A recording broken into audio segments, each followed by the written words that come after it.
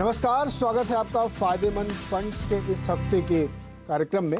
मेरा नाम नीरज वाजपेयी है और हर हफ्ते हम एक बेहतरीन फंड और बेहतरीन फंड मैनेजर से बातचीत करते हैं। आज हम जिनसे बातचीत करने वाले हैं उनका नाम है पंकज टिब्रेवाल और वो कोटक एएमसी में सीनियर एग्जीक्यूटिव वाइस प्रेसिडेंट और फंड मैनेजर हैं। हिंदुस्तान में अगर एक दो बढ़िया फंड मैनेजर के हम नाम लेंगे तो पंकज जी उसमें शुमार होते हैं। और जो फंड उन्होंने मैनेज किए हैं, जिनकी आज हम खासतौर पर चर्चा करेंगे, वह स्मॉल कैप फंड और इमर्जिंग मार्केट फंड्स है। और उन दोनों का एयूएम आप देखें तो करीब करीब 32,000 करोड़ रुपए हो चुका है। तो एक शानदार 20-22% की कैगर ग्रोथ आपको देखने को मिली है। तो बाजार इस जंक्चर पर खड़ा है कि जहाँ पे आपको फंड के ज़रिए एक बेहतर निवेश का ऑप्शन मिलता है। तो इसीलिए हर हफ्ते हम कोशिश करते हैं कि एक बेहतरीन फंड और एक बेहतरीन फंड मैनेजर से आपकी बातचीत कराई जाए। और इसी सिलसिले में आज हम पंकज जी से बात करेंगे। पंकज जी, बहुत बहुत स्वागत है आपका फ़ायदेमंद फंड्स में। और इससे पहले कि मैं आपके फंड के अंदर एंटर करूं, उसकी निटिग्रिटीज़ को समझूंगा, हम पहले ये जानना चाहते हैं कि थोड़ा सा जो ये मार्केट का इस समय सिनेरियो है, पिछले 1-1.5 महीने से हम लोगों ने एक बड़ी तेज़ रफ्तार से हाइस की तरफ रफ्तार बढ़ा दी है।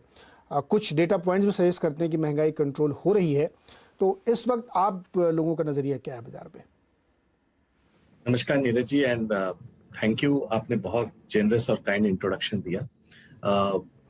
अगर मार्केट को लास्ट 1 महीने में देखें तो क्लियरली मार्केट अब ये रिफ्लेक्ट कर रहा है कि second half of this financial year कहीं ना कहीं महंगाई दर और ब्याज दर पीक आउट कर जाएंगे और यहाँ से उनकी ट्रेजेक्टरी डाउनवर्ड्स रहेगी, चाहे वो ग्लोबल हो या लोकल हो।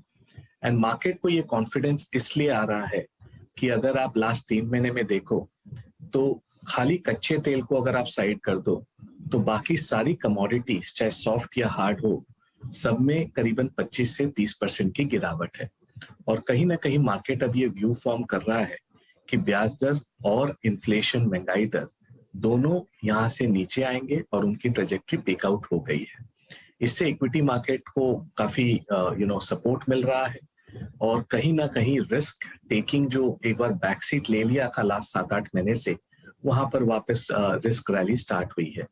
ये खाली इंडिया का माहौल नहीं है, हमने यूएस में भी देखा कि जुलाई महीने में नास्डैक एस&पी में काफी बेहतरीन प्रदर्शन किया और हमने भी पार्टिसिपेट किया। सो ये एक नियर टर्म है, बट अगर मीडियम टू लॉन्ग टर्म देखें तो इंडिया एक बहुत स्ट्रांग पोजीशन पर है। इस कैलेंडर ईयर 2022 में हम विश्व की सबसे बड़ी कंट्री में सबसे फास्टेस्ट ग्रोइंग इकोनॉमी होंगे और ये 2023 में भी यह चीज रहेगा। और सारे निवेशक इस चीज को नोटिस कर रहे हैं कि इंडिया एक गोल्डन डेकेड एरा में एंटर कर रहा है। और अगर ये कोई पॉलिसी साइड में हम मिस्टेक ना करें तो ये डेकेड हमारा डेकेड हो सकता है जब हम 3 ट्रिलियन से 10 ट्रिलियन की तरफ इकोनॉमी में साइज में मूव होंगे और मार्केट कैप भी उसे धीरे धीरे फॉलो करेगा। तो शॉर्ट टर्म में नॉइजेस बहुत रहेंगे नीरज जी, कभी रूस, कभी यूक्रेन, कभी दुबई, कभी लीबिया, कभी क्रूड, कभी यूएस, कभी यूरोप। बट अगर जो निवेश अपने सेंटिमेंट और इमोशन को संभाल के चले और बिग पिक्चर को ना मिस करे तो ये डेकेड काफी रिवॉर्डिंग रह सकता है निवेशकों के लिए, इंडिया के लिए। जी, बिल्कुल सही कहा आपने। और जिस तरीके की फंड फ्लो और ग्रोथ हमारी कंट्री में दिख रही है, उससे ये उम्मीद बनती है कि हम लोग एक फास्टेस्ट ग्रोइंग, मैं भी थोड़ी देर पहले ही आईएमएफ का डेटा पढ़ भी रहा था जिसमें तमाम उन कंट्रीज़ का जिक्र किया गया जो फास्टेस्ट है, तो हिंदुस्तान उनमें से एक है जो सबसे तेज़ ग्रोथ लेके चल रहा है। पंकज जी, लेकिन एक सवाल मेरे मन में हमेशा ही रहता है कि ये जो आपने कहा एक विलेन है क्रूड, ये हमेशा हम लोगों को परेशान करता रहता है, ऊपर नीचे होता। आजकल तो बड़ा अच्छा है कि एकदम नीचे चला गया है। लेकिन मेरा सवाल ये है कि जैसे अमेरिका में ब्याज दरें लगातार बढ़ती रहती है तो हम न चाहते हुए भी मजबूरी में हमको अपनी करेंसी को मैनेज करने के लिए या फ्लो को मैनेज करने के लिए वो कदम उठाने पड़ते हैं। तो क्या ये एक हमारे लिए स्पॉइलर हो सकता है? ये हमको शॉर्ट टर्म की एक दिक्कत ये बनी रहेगी अगले साल 6 महीने तक? और दूसरा इससे जुड़ा सवाल है कि क्रूड जो है, जिस तरीके से दुनिया भर में जियोपॉलिटिकल तनाव बढ़ा हुआ है, आपको लगता है कि 100 के नीचे रहेगा ये? बहुत ही उम्दा सवाल पूछा है नीरज जी आपने। तो ये पूरे जो सेटअप है आज के दिन, मैक्रो सेटअप, जहां पर इंडिया काफी स्ट्रांग पोजीशन पर है, एक बड़ा जोकर इन द पैक आज के दिन क्रूड ही है। और हम सब जानते हैं कि 70 से 80% हमारी एनर्जी नीड्स क्रूड की इंपोर्ट होती है, और इसके दाम के बढ़ने से ये हमारे करंट अकाउंट पर, फिस्कल डेफिसिट पर और इनफैक्ट करेंसी पर दबाव डालता है। सो क्लियरली आज के दिन जो हम एस्टिमेट करके चल रहे हैं कि ऑन एवरेज दिस ईयर और अगले साल 100 से 110 डॉलर के बीच में कच्चे तेल का दाम रहेगा, और उसी पर हमारा सारा निर्णय और डिसीजन हो रहा है। अगर ये कोई भी जियोपॉलिटिकल तनाव के कारण या सप्लाई शॉक के कारण अगर हम इसमें एक बड़ी तेजी देखते हैं और 150 पौने 200 डॉलर के आसपास आ जाए, तो एक बार के लिए कहीं ना कहीं हमें धक्का लगेगा और ये स्टोरी में कहीं ना कहीं सेटबैक होगी। बट लॉन्गर टर्म अगर हम देखें तो ओवरऑल कच्चे तेल की ट्रेजेक्टरी डाउनवर्ड्स है। जैसे जैसे इलेक्ट्रिक व्हीकल्स, जैसे जैसे अलग रिन्यूएबल सोर्सेज हमारे सामने आएंगे, लोग अपने आप को फॉसिल फ्यूल से अलग करेंगे। But in the short term demand supply, आपने सही बोला, बहुत टाइट है। कहीं ना कहीं जियोपॉलिटिकल के कारण सप्लाई साइड में प्रेशर है, और डिमांड कोविड के बाद नॉर्मलाइज हो रही है, चाहे वो ऑटोमोबाइल की डिमांड हो या एविएशन की डिमांड हो, दो जो सेक्टर कच्चे तेल को सबसे ज्यादा यूज करते हैं, और इसके कारण कहीं ना कहीं भाव एकदम स्टेबल और स्ट्रेंथ दिखा रहा है। तो मीडियम टर्म में ये एक सबसे बड़ा रिस्क है, जोकर इन द पैक है, और हमें इसे क्लियरफुली ऑब्जर्व करना चाहिए। पंकज जी, पिछले एक साल या 14-15 महीने में ले लीजिए तो लगभग 3 लाख करोड़ की बिकवाली एफपीआईज ने की, और पिछले एक महीने में आप देखिए तो करीब 20,000 करोड़ की बाइंग उन्होंने करी। तो इसको हम लोग ये देख रहे हैं कि भाई वो रुख पलट गया है, अब वो बाइंग पे उतर आए हैं। लेकिन इसके बीच में एक इंटरप्रिटेशन है जो आपसे मैं समझना चाहता हूँ कि जब 3 लाख करोड़ उन्होंने बेचा तो मार्केट ने गोता लगाया, एकदम बॉटम पे पहुँच गया था वो, और मात्र 20,000 करोड़ की खरीदारी की और हम लोग एकदम लाइफ हाई से 500-600 पॉइंट ही दूर रहे हैं।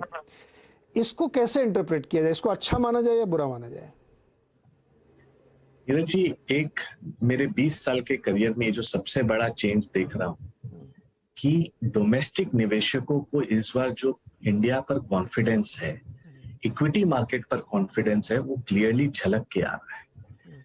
हमने 2002 से 2022 तक करीबन 450 बिलियन डॉलर का गोल्ड इंपोर्ट किया, और हमारे इक्विटी को बेच के हमने गोल्ड में निवेश किया, और उसका हमने देखा कि रिटर्न्स कुछ भी नहीं है, और एक्चुअली इक्विटी मार्केट का हमने जो 19 या 20% शेयर होल्डिंग विदेशी मित्रों को दे दिया। अब डोमेस्टिक घरेलू इन्वेस्टर्स ये बोल रहे हैं कि ये सबसे बेस्ट एसेट क्लास है वेल्थ क्रिएशन के लिए, और पहली बार हुआ है कि गोरे करीबन 33 बिलियन डॉलर का माल बेच गए, ऑलमोस्ट 3 लाख करोड़, और मार्केट खाली 17-18% नीचे था ओवरऑल, और 3.5 बिलियन डॉलर उन्होंने जब लेने की कोशिश की, मार्केट 18% ऊपर आ गया। तो ये दिखाता है कि इस बार डोमेस्टिक और घरेलू निवेशकों ने कितने मैच्योरली बिहेव किया है, और ये डोमेस्टिक सेविंग्स एक सुनामी और एक फोर्स की तरह आई है जिन्होंने एक काउंटर अटैक किया है। और हमारे हिसाब से अगर हम आंकड़ा देखते हैं तो डोमेस्टिक्स के पास करीबन 3.5 लाख करोड़ का एम्यूनेशन एनुअलाइज्ड है। 12,000 करोड़ का सिप बुक है, तो उसको आप 12 से गुना करें तो 1.5 लाख करोड़ वो होता है। बैलेंस एडवांटेज फंड्स करीबन 2 लाख करोड़ की कैटेगरी हो गई है। ऑन एवरेज 30% उनके आज अंडरवेट इक्विटी है, तो अगर हम देखें तो 60,000 करोड़ वहां से। ईपीएफओ नॉर्मली 1 लाख करोड़ निवेश करता है मार्केट में हर साल, तो करीबन लाख करोड़ वहां से आ गया, प्लस इंश्योरेंस, पीएमएस, एआईएफ मिला के सब कुछ करीबन 3.5 लाख का एम्यूनेशन है हमारे पास, जो हमने देखा इस बार हमने काउंटर किया, और ये एक बड़ा फोर्स बन गया है। जस्ट आपको एक एनेक्डोट देता हूं। एक विश्व के सबसे बड़े स्ट्रैटेजिस्ट ने लास्ट वीक अपने मंथली कॉल किया। प्रेजेंटेशन के बाद 10 या 11 क्वेश्चन हुए, उसमें से अधिकतर क्वेश्चन इंडिया के ऊपर किया गया कि हम कैसे पोजीशन करें, क्या करें, ये डोमेस्टिक वाले कब जाएंगे, कब आएंगे, क्या लगता है आपको? तो सारे विदेशी निवेशक बहुत बहुत कंफ्यूज्ड हैं, क्योंकि उन्होंने स्टार्ट ऑफ द ईयर में चाइना खरीदा, इंडिया बेचा, और आज उनकी डबल वैमी हो गई है। चाइना एक साल में 35% नेगेटिव रिटर्न है डॉलर टर्म्स में, इंडियन मार्केट 4% पॉजिटिव रिटर्न है डॉलर टर्म्स में, और उनकी डबल वैमी हुई है। सो आने वाला समय हमें लग रहा है कि विदेशी मित्र इंडिया को काफी पॉजिटिवली देख रहे हैं। खाली वैल्यूएशन है जो उन्हें पीछे रखा हुआ है। अगर थोड़ा भी टाइम करेक्शन या एब्सोल्यूट प्राइस करेक्शन होता है, ये मुझे हाई कन्विक्शन है कि विदेशी मित्र इंडिया को इग्नोर ज्यादा टाइम तक नहीं कर सकते। अच्छी चीज़ तो महंगी में लेनी पड़ेगी। इस बार उनको बहुत भारी पड़ा है। 3 लाख उनके और 3 हमारे, 6 लाख करोड़ जब चलेगा मार्केट में तो सोचिए कहाँ जाएगा। इसीलिए हमने ये सवाल ज़रूर पूछा, क्योंकि इस वक्त लोग बहुत ये पूछते रहते हैं। तो देखिए पंकज जी ने कैसे बढ़िया समझाया कि यहाँ से कितनी बड़ी एक तेज़ी की के लिए हथियार एकदम हमारे पास लैस है, हम लोग फायरिंग कभी भी कर सकते हैं। पंकज जी, हम आपके फंड की बात करते हैं। जो स्मॉल कैप फंड है, ज़्यादातर लोग या बहुत सारे लोग ये सोचते हैं, जो यंगस्टर्स हमारे सोचते हैं कि उनको बढ़िया रिटर्न मिले, ज़्यादा मिले। और आमतौर पर देखा गया है कि जो ग्रोइंग स्टॉक होते हैं, जो छोटे वाले स्टॉक होते हैं, उसमें बहुत बढ़िया पैसा बनता है। लेकिन इंडिविजुअली आप करते हैं तो कई बार आपसे गलत राय हो जाती है। लेकिन आप जैसे माहिर फंड मैनेजर्स के ज़रिए अगर हम लोग करते हैं तो ज़्यादा अच्छा रिटर्न बनता है। तो मैं ये जानना चाहता हूँ कि आपका जो स्मॉल कैप फंड है, या उसमें आप स्टॉक कैसे चुनते हैं, क्या पैरामीटर्स लगाते हैं? क्या क्या चीज हम देखते हैं जब हम सिलेक्ट करते हैं कंपनियां? पहला कि बिजनेस अपॉर्चुनिटी जो कंपनी ऑपरेट कर रही है, जिस सेक्टर में, जिस इंडस्ट्री में, उसमें उसकी अपॉर्चुनिटी क्या है। क्या वो छोटी मछली बड़े तालाब में है या बड़ी मछली छोटे तालाब में है? इसका मतलब वो अपने आप को बहुत ग्रो कर सकती है, अपॉर्चुनिटी साइज बड़ी है, तो इसका मतलब कहीं ना कहीं अगर कंपनी ठीक काम की तो ग्रोथ के लिए उसके क्वेश्चन नहीं होंगे। तो एक इंडस्ट्री एनालिसिस, कंपनी की पोजीशनिंग, उनका मोट, उनका कॉम्पिटिटिव एडवांटेज, ये काफी इंपॉर्टेंट चीज है जो हम देखते हैं। सेकंड, हमने क्या देखा है कि आप इंडिया में आप बिजनेस कर लो, वैल्यूएशन देख लो, फॉरेंसिक अकाउंटिंग सब कर लो, लेकिन अगर मैनेजमेंट अच्छी नहीं है, लीडरशिप अच्छी नहीं है, तो नीरज जी आप वो अच्छी कंपनी को भी धीरे धीरे खराब होता देखते हैं। और यहाँ पर हम काफी टाइम स्पेंड करते हैं अंडरस्टैंडिंग कि मैनेजमेंट कैसा है। और हमारा ये स्ट्रॉन्ग कन्विक्शन है कि leopards don't change their stripes.